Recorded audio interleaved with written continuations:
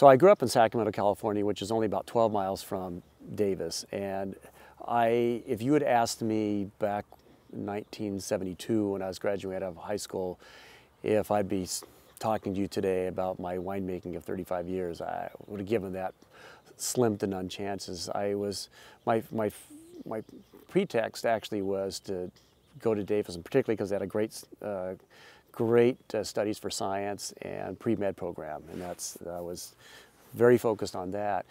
So if there's one person I really should thank in particular that changed my vocational bent is my roommate, my freshman roommate in college, because if you'd asked me, I never knew there was a school of winemaking at Davis, and he specifically chose Davis to become a winemaker. And so when he told me about this, the next day, I literally almost ran down to the department and enrolled in the classes. When I graduated in '76, there was a lot of wineries being built up, and I had met a gentleman that had sold a lot of the stainless steel tanks, fermenters to Jordan, and he suggested I check it out, which I did, and make a long story a little bit shorter. Then I got the job working as a summer intern, meeting the Jordans back with the first vintage, and then really embracing very strongly what their whole goal was to make the best wine, not just a provincial wine, which so much wine is consumed, but really the great wines of the world. And then working with Andrei Chelichev, who was seasoned not only in Europe, which was very rare at the time, but also seasoned in seeing the whole industry being built up after Prohibition. It was a phenomenal experience for me. We became a family affair since then. It's been great ever since. And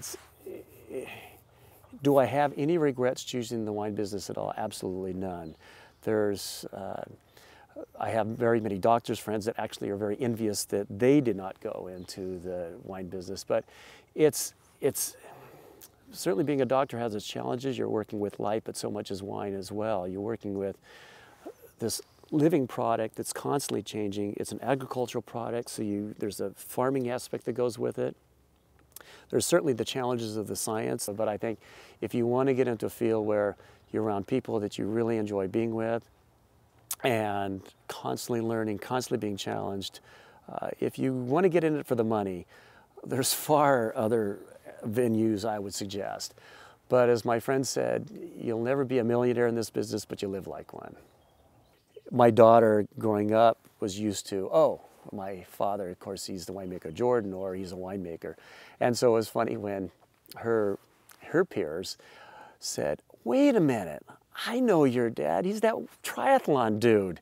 And I goes, geez, this really surprised me. I thought they were going to say, oh yeah, the winemaker Jordan. He goes, no, he's that triathlon dude. Because there's quite a few people that know me more through that, because I'll wave to them when I'm riding my bike to work early in the morning, I'm passing the vineyards and I'm on my bicycle. I think one of the benefits of our vineyard is we have a beautiful 5.5 mile course that I get to run, and it's just absolutely exquisite when the fog's breaking and I'm running along the vineyard and checking the grapes out. And then you're seeing the sunrise, and I can't even express what that means, but